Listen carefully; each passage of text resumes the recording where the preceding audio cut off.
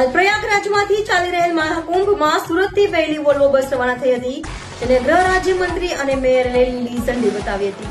હાલ ઉત્તર પ્રદેશના પ્રયાગરાજ ખાતે મહાકુંભ ચાલી રહ્યું છે. 45 દિવસ ચાલનાર મહાકુંભમાં ભક્તો ઉમટી રહ્યા છે, ત્યારે સુરતથી મહાકુંભ જવા માટે પહેલી વોલ્વો બસને સુરતમાં ગૃહ રાજ્યમંત્રી હર્ષ સંઘવી અને સુરતના પ્રથમ નાગરિક મેયર દક્ષેશ માવાણી સહિતના અધિકારીઓએ લીલી ઝંડી બતાવી હતી. ઢોલ નગારાના તાલે મુસાફરોનું સ્વાગત કરાયું હતું. તો વોલ્વો બસમાં મહાકુંભ જઈ રહેલા લોકોએ સરકારનો આભાર વ્યક્ત કર્યો હતો. લોકોએ કહ્યું, અમે કુંભ જવાની આશા છોડી દીધી હતી, પરંતુ સરકારની આ જાહેરાતે અમને ખુશી આપી છે.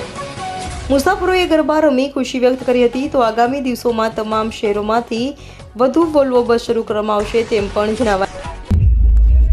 ગુજરાતના આપણા મુખ્યમંત્રી શ્રી ભૂપેન્દ્રભાઈ પટેલે આપ સૌ માટે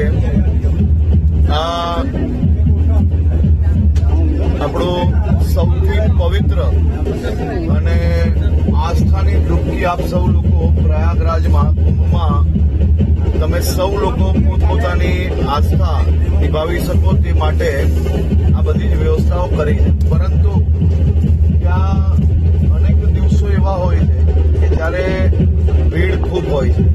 એટલે મારી આપ સૌને વિનંતી છે કે જે કંઈ પ્રશાસન દ્વારા જ્યારે માહિતી આપવામાં આવે એ માહિતીનું સંપૂર્ણ રીતે પાલન આપણે લોકોએ કરવું જોઈએ, જેથી કોઈ બી પ્રકારની બીજી તકલીફ પડે નહીં.